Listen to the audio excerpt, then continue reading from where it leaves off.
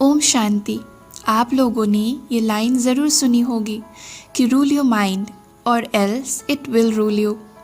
दुनिया में ना जाने कितनी कविताएं, कितनी कहानियाँ लिखे गए हैं जिसमें हमारे मन को और हमारे कर्म इंद्रियों को यानी कि हमारे फिजिकल सेंसेस को जंगली घोड़े के साथ तुलना किया गया है। अगर हम मालिक बन करके इस घोड़े के लगाम को कसकर ना पकड़े तो ये इधर उधर भागता रहेगा। अगर आप खुद अपने मन और अपने फिजिकल सेंसेस के राजा नहीं बनेंगे तो वो आपको बंदी बनाकर आपके ही ऊपर रूल करने लगेंगे। जो व्यक्ति अपने फिजिकल सेंसेस को कॉन्क्वेर कर सकता है वो पूरे विश्व को कॉन्क्वेर कर सकता है। जो अपने मन और अपने फिजिकल सेंसेस को नियंत्रित कर सकता है वो एकाग्रचित्त होता है, यानी कि उनका कंसंट्रेशन पावर हाई होता है। एकाग्रता सफलता के सभी द्वार खोलने का चाबी है। आपने महाभारत में वर्णित अर्जुन और चिड़िए की आँख की कहानी ज़रूर सुनी होगी। महाभारत में ये एक कथा है कि द्रोणाचार्य ने अपने शिष्यों के लिए एक परीक्षा का आयोजन किया। उन्होंने अपने सभी शिष्यों को चिड़िया की आँख पर निशाना लगाने के लिए कहा। प्रत्येक धनुर्धारी के आने पर उन्होंने पूछा, तुम क्या देख रहे हो? एक शिष्य को पेड़ दिखाई दिया, दूसरे ने शाखाएं देखी, कुछ ने केवल चिड़िया को देखा।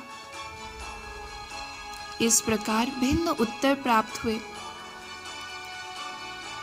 उन्होंने किसी को भी वाण छोड़ने की अनुमति नहीं दी। अर्जुन ने कहा उसे सिर्फ चिड़िया की आंख दिखाई दे रही है और इस प्रकार केवल अर्जुन ही परीक्षा में पास हुआ।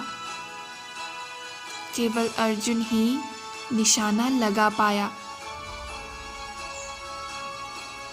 जिस व्यक्ति का मन, उनके कर्मेंद्रिय चंचल नहीं होते हैं, वो अपनी संपूर्ण ऊर्जा और मन को इच्छित दिशा में केंद्रित कर सकता है। अर्जुन ने भी यही किया। क्या आप अपने मन, बुद्धि और अपने फिजिकल सेंसेस के ऊपर अपना कंप्लीट ऑथोरिटी रखते हैं? आपके राज्य में आपका ऑथोरिटी बड़ा है कि आपके फिजिकल सेंसेस की? कौन किसको कंट्रोल करता है?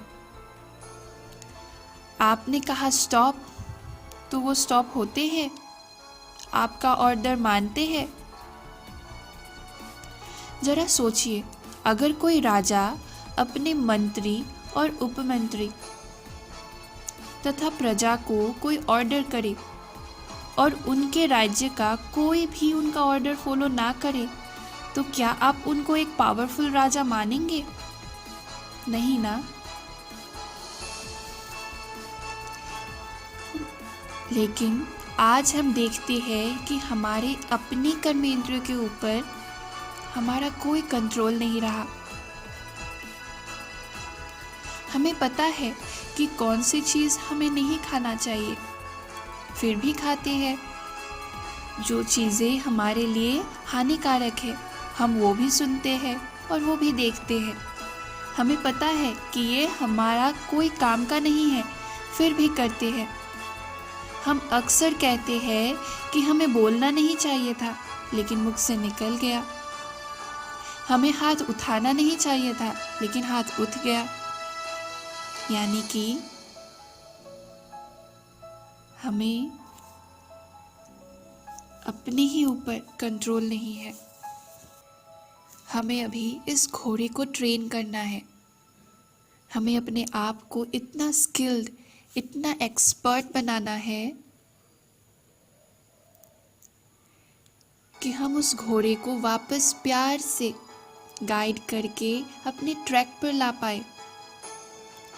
I, the soul, the controlling unit, has to be powerful enough to control my senses. राजयोग एक ऐसी प्रैक्टिस है जिससे हम अपने ऊपर मास्टरी हासिल कर सकते हैं. We become the ruler of the self. किसी और के ऊपर राजा नहीं, बल्कि अपने ऊपर राजा. रेगुलर स्पिरिचुअल स्टडी और मेडिटेशन हमें इतनी शक्ति भरती है जो हम अपनी ओरिजिनलिटी से कनेक्ट हो पाते हैं. पूरा बागडोर अपने हाथों में ले पाते हैं. मैं मालिक अपने प्रजा रूपी कर्मचारियों को बिना मेरे परमिशन के कुछ भी करने नहीं देती. मेरा अपने कर्मेंद्रियों के ऊपर कंप्लीट अटेंशन रहता है. आई monitor what ever they do. अपने इस राज्य के मालिक मास्टर बनने के लिए यही पहला स्टेप है.